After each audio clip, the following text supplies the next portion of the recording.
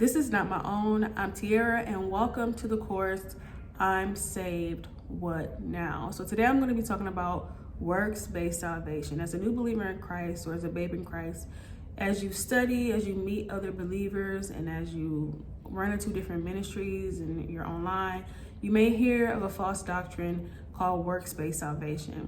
And I'm here to talk about that. I'm going to be using a commonly used verse, which is found in Philippians 2, which is work out your own salvation with fear and trembling. We're going to go kind of deep today in that verse, and I'm going to share with you what God shared with me when he gave me understanding about this. Because for real, y'all, when I was a believer, when I was a beginner, when I was more of a babe, I was freaking out because I knew that I could not do anything. Like, I knew that if God depended on me, I'm going to hell. Okay, I knew that. Even as a beginner, a baby in Christ, I knew that for sure. However, when I read this and I heard some people talk about this, I was conflicted because I didn't feel secure, right? That fear and trembling really got to me. I'm like, Lord, what does fear and trembling mean? It doesn't mean I have to be kind of scared, you know? But thank God he gave me a revelation, and I'm going to be going over that today, okay? So let's read Philippians 2:12, right? It says this: "Therefore, my dear friends, as you have always obeyed, not only in my presence, but now much more in my absence, continue to work out your salvation with fear and trembling, for it is God who works in you to will to act in order to fulfill his good purpose." Now, let's dissect this. I'm going to be mentioning another passage that the Holy Spirit brought up to me as he was giving me understanding.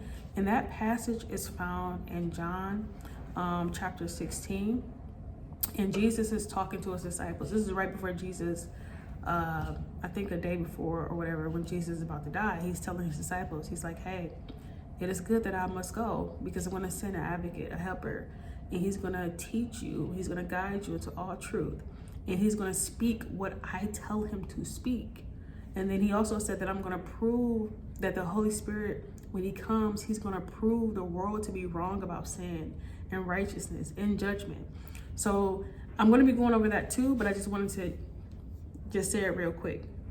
So let's break this. Let's go back to Philippians 2:12. Let's break it up bit by bit to help us understand. "Therefore, my dear friends," he's talking to believers. Next, "as you have always obeyed, not only in my presence, but now much more in my absence." Right there is a key right there, right?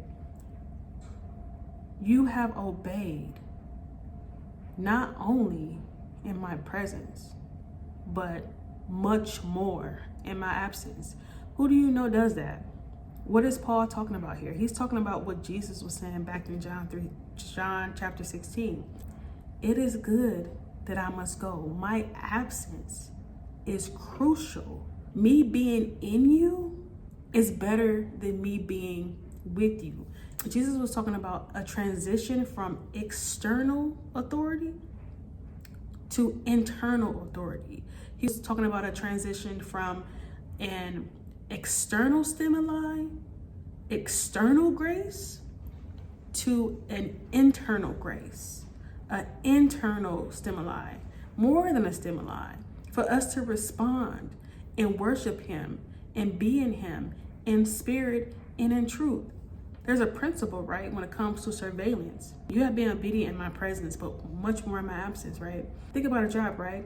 You may not follow the rules as much or be on your best behavior when your boss not around. You may be on the phone, you may be Googling stuff on the computer, you may be just taking a break, a couple of breaks.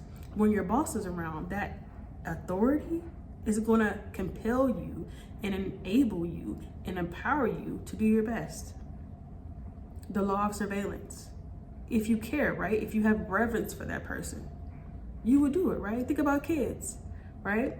They may be misbehaving. They may be up to something at school. They may act like a whole different person. But once the parent comes around, what happens? Best behavior. Even you've been on TikTok and you've seen videos of a class just being crazy, being loud, and then you have that one teacher that just walk up in the room and the class becomes silent. That authority, that presence. But what God is saying here in John chapter 16, what Jesus is saying, like, hey, no more of that surveillance, no more of that performance. I'm going to go to my Father and give you a gift, a gift that enables you and empowers you from within. I'm going to give you myself. And let's go to the next one. So continue to work out your salvation with fear and trembling. Let's address fear and trembling. What does that mean?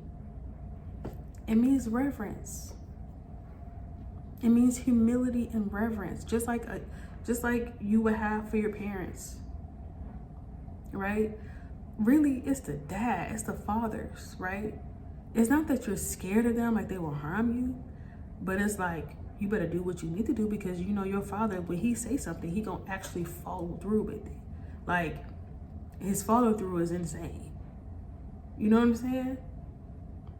That reverence is a sort of fear that you just know who your father is.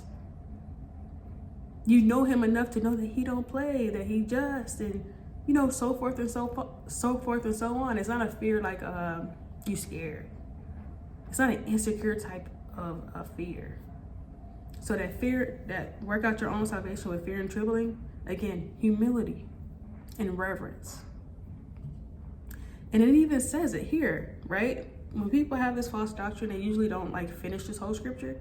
For it is God who works in you to will and to act in order to fulfill his good purpose. To will means to make a decision first. The Spirit of God is in us to enable us to make a decision first. And to act is that empowerment to do good works of the Spirit. Mind, heart, manifest. But the manifestation is the works of God, not our own works. So yeah, y'all, our behavior, what we do, that doesn't sustain us. God sustains us. So we rest in him. We depend on him. And he is going to enable us and empower us by his Spirit, not my own.